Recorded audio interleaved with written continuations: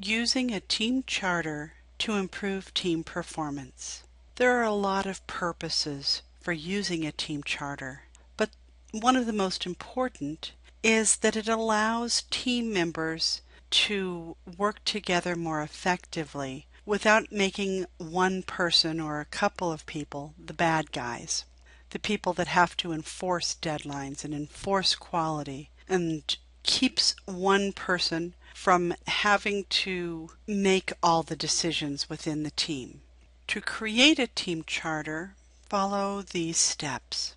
Set up a time when all team members can get together, either in person or virtually. Set one person as the team or project manager. It isn't that that person is necessarily in charge, but one person needs to be responsible for tracking the ongoing progress of the team. You'll set your team purpose and goals. So why are you together? Who are the stakeholders involved? What are the expectations? When you're doing goals, what is the level of quality expected?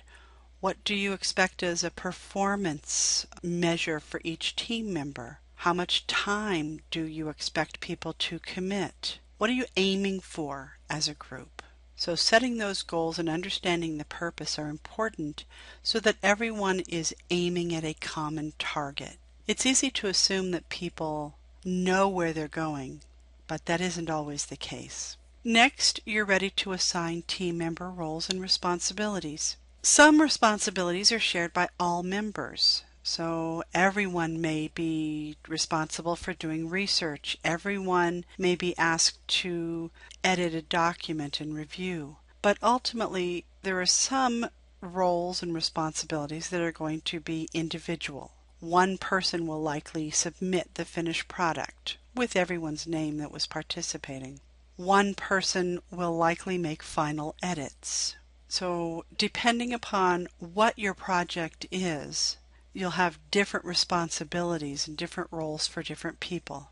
Make sure when you do set tasks and benchmark deadlines that you set those early, because you don't want to wait till the end of a project to find out someone didn't do their part. So set early initial deadlines to make sure people understand and are meeting the level of expectation of their fellow team members, and then you can work forward. It also gives you an out in case someone doesn't perform. Then you can reassign that task, set a new deadline, and that way you're able to continue moving forward without losing ground and without missing the final deadline. You'll set ground rules. When is the team meeting? How are they meeting? Is it in person? Is it online? What are you going to be doing? Do you want to have common phone calls? And if so, what are people's phone numbers?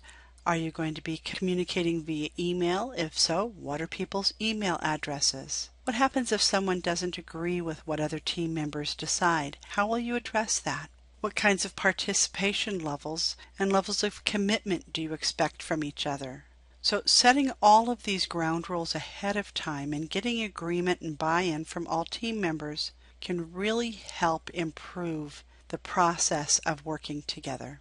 And then discuss coping strategies. What are you going to do if things, and more likely when things, arise? How are you going to handle them? You're not going to want to take time to address every possible scenario, but there's some common ones that you want to talk about before they become a hot button of anger. What happens if someone fails to participate? What happens if someone's quality of work doesn't meet the needs of the team? It's much better to discuss it before it's an issue. Once everyone has gone through and has agreed to all the information, have everyone sign off and date. That way no one can say, I didn't know that was due on this date, because they've reviewed it, they've agreed to it, and they've signed it. Setting up your team charter is only the first step.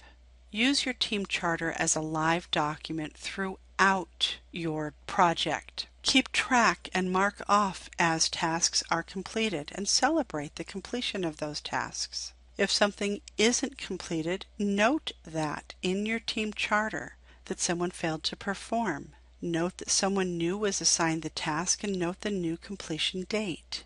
And when it's completed at that point, celebrate the completion. When you have meetings, post notes of those meetings, including who attended, to your team charter. That way you don't have to worry about, well, I don't remember talking about that, because everything is there. It's in a public, easy to find form. You don't want to do anything that isn't transparent. You want everything to be easy and supportive so that it makes it enjoyable to work with others in this environment. As you work with team members on your projects, I hope you have a wonderful experience. Thank you for taking time to watch this video.